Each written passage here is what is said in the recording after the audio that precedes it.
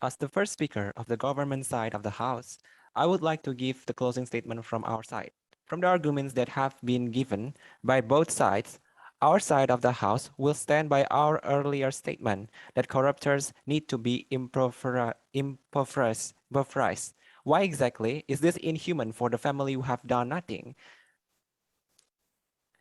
First, we must see the reasons why the government should give this treatment at the first place, which not just make them individually suffer from their actions, for their actions, both financially and psychologically, but also to remind them that their actions will affect those their loved ones and giving them an image on how those whose money have been stolen from them, uh, from by by them, live in suffering, as now their family are the one who felt it. The other reasons why impoverishment is to cut the veins of the corruptions from behind the bar itself. As we know, we have seen a lot of cases where these people are able to bribe the authorities there and commit similar crimes before they are in jail to make themselves more comfortable in there, like Gayus Tamundan did. So how they are able to do that is because they still have money from their crime. Now, if we see from the arguments from both leader and member of the oppositions, there is some fear that this might affect the third party who are not directly participating in the activity, especially the children of the persecuted.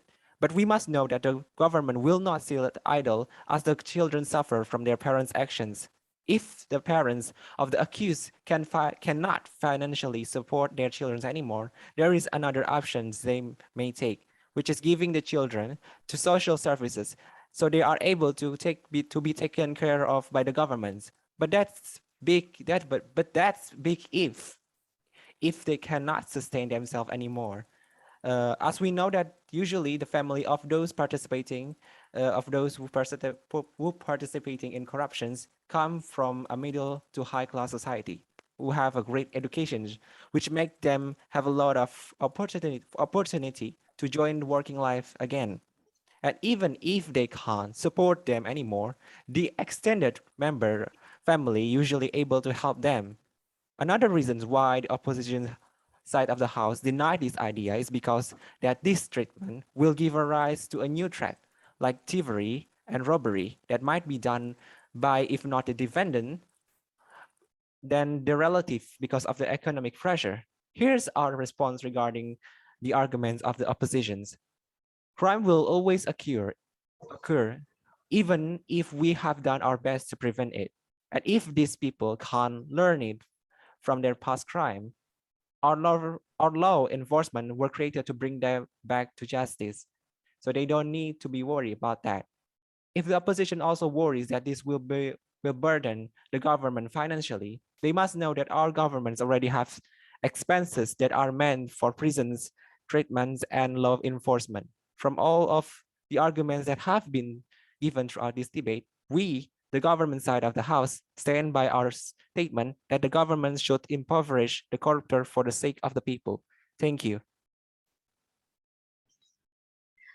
Thank you for the time. My name is Agnes and I am standing here as the government whip. I will summarize this debate by focusing on the effect that might happen by doing corruptors impoverishment.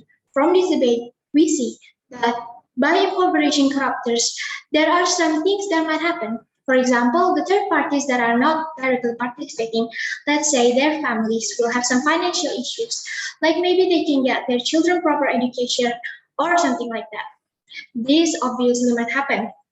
But of course, there are some solutions that we can get, such as taking social services from the government, and by doing it so, there's no need to worry about the issues that they are facing. So, back to the main topic. Does impoverishment for the corruptors needed?